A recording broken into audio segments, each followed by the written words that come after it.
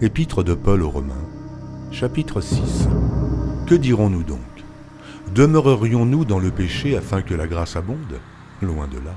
Nous qui sommes morts au péché, comment vivrons-nous encore dans le péché?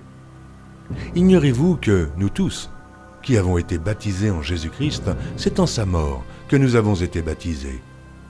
Nous avons donc été ensevelis avec lui par le baptême en sa mort, afin que, comme Christ est ressuscité des morts par la gloire du Père, de même, nous aussi, nous marchions en nouveauté de vie. En effet, si nous sommes devenus une même plante avec lui, par la conformité à sa mort, nous le serons aussi par la conformité à sa résurrection, sachant que notre vieil homme a été crucifié avec lui, afin que le corps du péché fût détruit, pour que nous ne soyons plus esclaves du péché. Car celui qui est mort est libre du péché. Or, si nous sommes morts avec Christ, nous croyons que nous vivrons aussi avec lui, sachant que Christ, ressuscité des morts, ne meurt plus. La mort n'a plus de pouvoir sur lui, car il est mort. Et c'est pour le péché qu'il est mort une fois pour toutes. Il est revenu à la vie, et c'est pour Dieu qu'il vit. Aussi, vous-même, regardez-vous comme morts au péché, et comme vivants pour Dieu en Jésus-Christ. Que le péché ne règne donc point dans votre corps mortel, et n'obéissez pas à ses convoitises. Ne livrez pas vos membres au péché comme des instruments d'iniquité, mais donnez-vous vous-même à Dieu, comme étant vivants de mort que vous étiez, et offrez à Dieu vos membres comme des instruments de justice. Car le péché n'aura point de pouvoir sur vous, puisque vous êtes non sous la loi, mais sous la grâce. Quoi donc? Pécherions-nous parce que nous sommes non sous la loi, mais sous la grâce? Loin de là.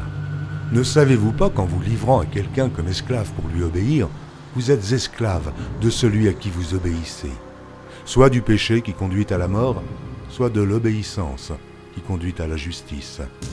Mais grâce soit rendue à Dieu, de ce que, après avoir été esclave du péché, vous avez obéi de cœur à la règle de doctrine dans laquelle vous avez été instruits. Ayant été affranchis du péché, vous êtes devenus esclaves de la justice. Je parle à la manière des hommes, à cause de la faiblesse de votre chair. De même donc, que vous avez livré vos membres comme esclaves à l'impureté et à l'iniquité, pour arriver à l'iniquité. Ainsi, maintenant livrez vos membres comme esclaves à la justice, pour arriver à la sainteté. Car lorsque vous étiez esclaves du péché, vous étiez libres à l'égard de la justice. Quels fruits portiez-vous alors? Des fruits dont vous rougissez aujourd'hui, car la fin de ces choses, c'est la mort. Mais maintenant, étant affranchis du péché et devenus esclaves de Dieu, vous avez pour fruit la sainteté et pour fin la vie éternelle. Car le salaire du péché, c'est la mort. Mais le don gratuit de Dieu, c'est la vie éternelle en Jésus-Christ, notre Seigneur.